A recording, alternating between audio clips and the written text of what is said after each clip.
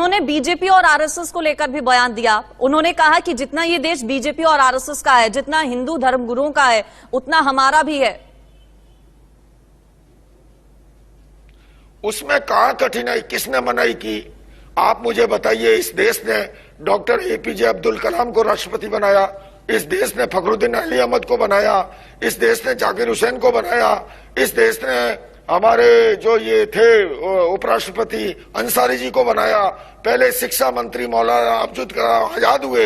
अरे भैया, रास्ते से चलो सर आंखों पे बिठाएंगे, और रास्ते से नहीं चलोगे तो फिर जो है चाहे जैन भी क्यों ना है उसको भी डरना पड़ेगा।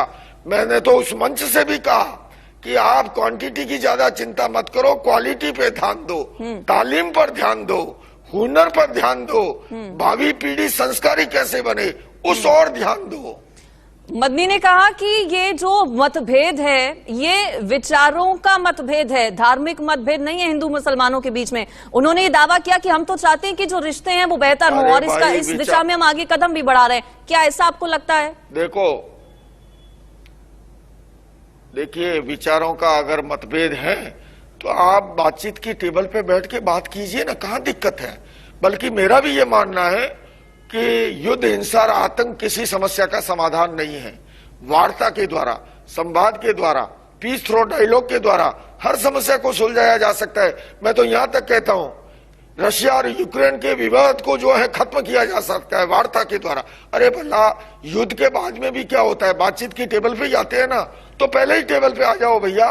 लेकिन घर आए अतिथि को बुला करके इस तरह से बात करना, उससे क्या अतिथि जलील नहीं हुआ?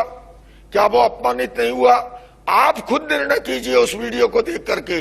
आप राम के अस्तित्व को चुनौती दे रहे हो, आप शिव के अस्तित्व को चुनौती दे रहे हो, और आप कहां से अल्लाह ओम सब गड़ करके एक नई थोरी लेकर के आ रहे हो। ऐसे कोई प्राचीन नहीं हो जाता।